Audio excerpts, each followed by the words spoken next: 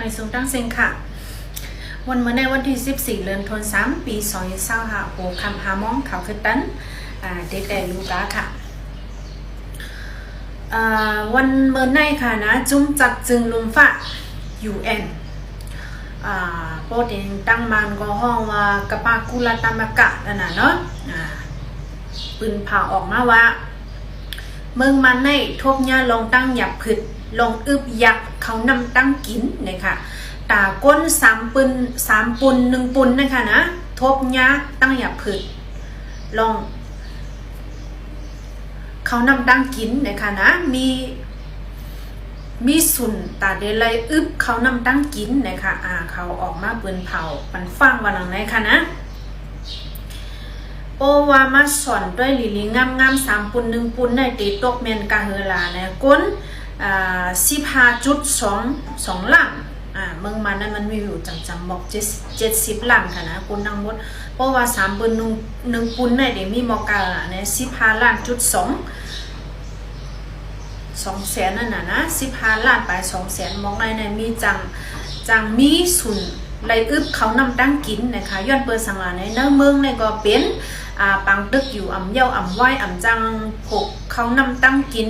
จังเฮ็ดหากินเล่งต้องง่ายๆล้มย้อนเปิดกลุ่มไรไปเอาเนอะแกปังซึกไปกว่าปุ้นไปกว่าในมีข้าวย่ำมีตื้อตั้งมีตื้นลังมีสุนตื้อตั้งค่ะนะตาเดลัยอยู่เศร้าตรงหนึ่งอยู่เศร้ากว่าเหมือนเมื่อก่อนนั่นน่ะนะระยะพื้นเนอะแกปังซึกปังตึกเจ้าแน่หลายอันย้อนนั่นแหละเขาปันฟังออกมาค่ะนะ United Nations UN ปันฟังออกมาว่าจังมีสุนไลโฮบลองอึบเขานำตั้งกินเนี่ยค่ะเขากว่าในหูนึงค่ะเนาะจุ่มข่าวผู้ใดฮอกค่ะนะออกมาต่างไว้วาดีเมื่อได้ค่ะนะข่าวออกมาเมื่อได้อันเปลี่ยนแต่เมื่อว่าคนในทุ่งเมืองป้า2 ก่อนในใจเวงแซนวีงาจุ่มยิบกองกะหูไผ่ยื้อตายทางตีนะคะแซนวีนะ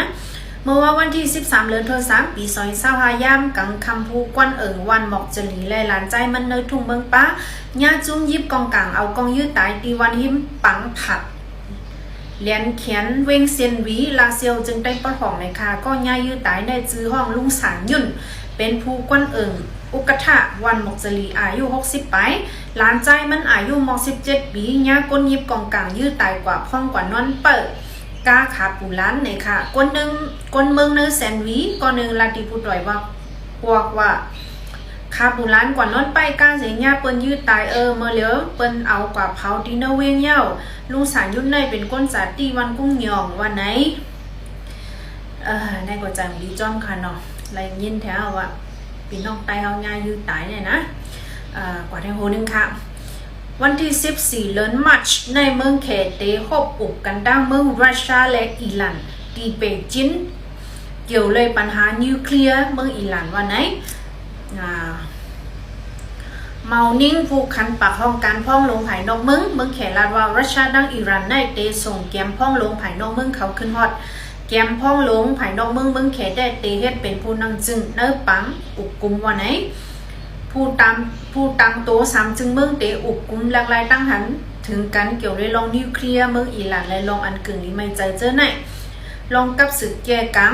รัสเซียดังอิหร่านในมันคือมาจากเมืองรัสเซียแต่เข้าตึกยูเครนในปี2022หรือนั่น2จึงเมืองมีลองเข้าออกกับศึกกันไว้ตั้งเมืองเขว่าลีงามในกอถุนี้คณะลองกำผามันไกลเท่ากันนะจับเท่านะเมืองแขซะได้เปิดแต่ก็ป้อนะกว่าแทงโบนึงในก็ข่าวผู้ใจฮอกไปหนังดาวค่ะนะ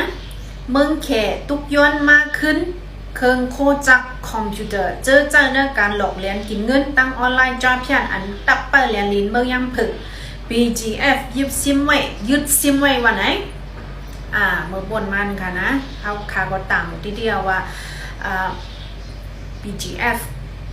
ไว้เมืองไทยเมืองเขออนกันปันแห้งอีซุนให้เพียวมวยแปดจุ่มจับยันเนี่ยก็จุ่ม BGF ก็เนี่ยเข้ากว่ายึดเข้ากว่ายอบนั่นขนาดนะยอบที่ช่วยโกโก้จะแน่ค่ะนะ จอมหนังเมืองแขปันแห้งอีเสมือกลางเลินเฟบรุยมาในตับเปิลลินแลนยังเผิกเข้ากดทัดตียอบก้นเหตุการณ์จ้าเพียนตีเว้งเมย์ช่วยก็โกมยาวดีเคพักตีแลนลินยันเผิกไทยตียอบไรก้นเหตุการณ์จ้าเพียนนับโหยก่ออีกป้าก้นเมืองแขไว้หลังนั่น BGF ส่งปอกขึ้นเมืองแขดีลงปองจึงเขาว่าไหนห้องกดทัดติ้งยอบก้นเหตุการณ์จ้าเพียนนั่นจุ่มซึก BGF ยึดซึมไว้ป้าเครื่องโคเจอสอยมือหนึ่งคอมพิวเตอร์โฟนเครื่องใจได้อินเทอร์เน็ตเจอนั่นดังน้ำย่ำเหลียวลงบองจึงเมืองแขตุกย้อนมากขึ้นให้จัดส่งปันเครื่องโคใจสวยอันยึดซิมไว้ดังเซงอิงเหนือลองในตึกคัดขึงตาส่งปันขึ้นในเจ้าซึกนายเมาโจผู้คันปากตักเปิดเรียนลินย่างเผิง BGF ตอบไว้ที่สื่อข่าวดีเอราวดีว่าไหนตอนดาวันเมื่อได้ก็มีหมอกสีหาหูในกล้วยก่อนเนาะค่ะ